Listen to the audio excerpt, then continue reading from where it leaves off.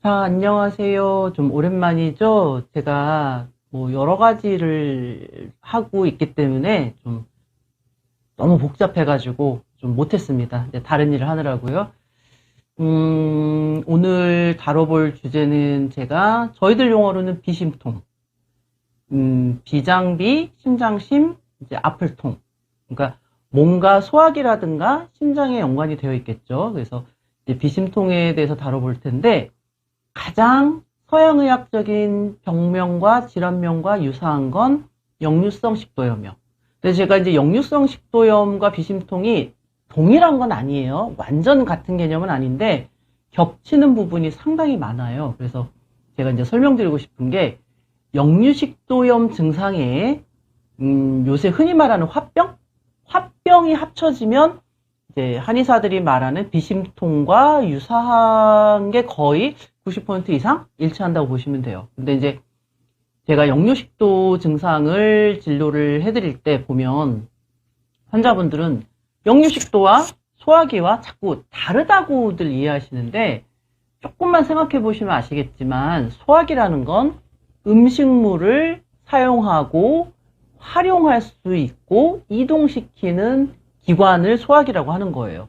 그래서 한의사들은 뭐 서양의학처럼 상부 소화기, 하부 소화기 이거를 굳이 따로 나누지를 않아요. 왜냐면 나눌 필요가 없죠. 솔직히 말해서 구강에서 식도에서 그 다음에 진행 방향이 위장으로 음식이 들어갈 때 이게 분리가 되는 건 아니죠. 물론 각각의 기능이 좀 더 다를 뿐이죠. 구강에서 저작, 잘게 음식물을 자르고 이거를 잘 식도로 넘기고 다시 그걸 위장에서 받아서 어느 정도 소화를 용이하게 한 다음에 하부 소화기를 움직이고 뭐 이거를 사용을 하고 흡수를 하고 뭐 몸의 인체 영양분을 활용하고 불필요한 찌꺼기를 내보내고 근데 잘 생각해 보시면 결국 소화기라는 거는 음식물의 사용을 하고 활용을 하는 통로잖아요. 그죠?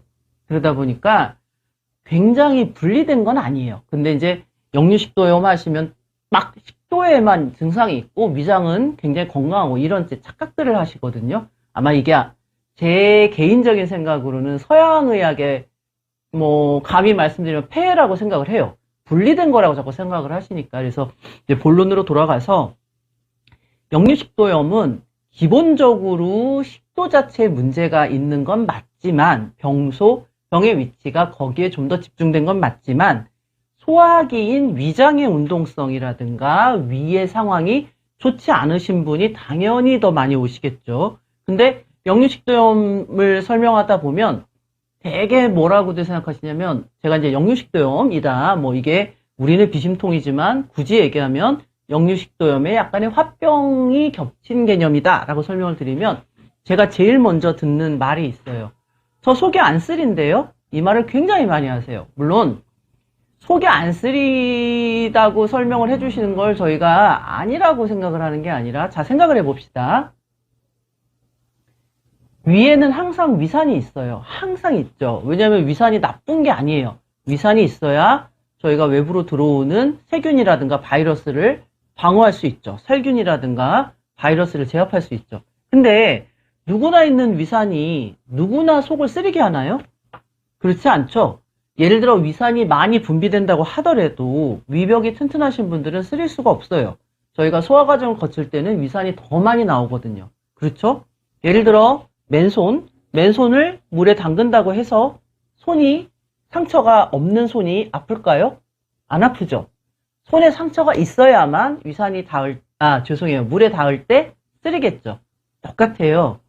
속이 쓰리다는 건 역류식도의 기본 개념이라기보다 위장에 상처 사는 그 염증이라든가 이런 거에 대한 상처예요. 그런 게 있는 분들이 쓰린 거죠. 물론 역류식도가 있으신 분들은 머릿속으로 기본 개념이 위산이 많이 나오니까 넘어올 거 아니야 이렇게들 표현하시는데 그렇다면 누구나 넘어와야죠. 누구나 음식을 먹을 때 위산이 더 많이 분비가 되는데요. 그건 아닙니다. 그리고 두 번째로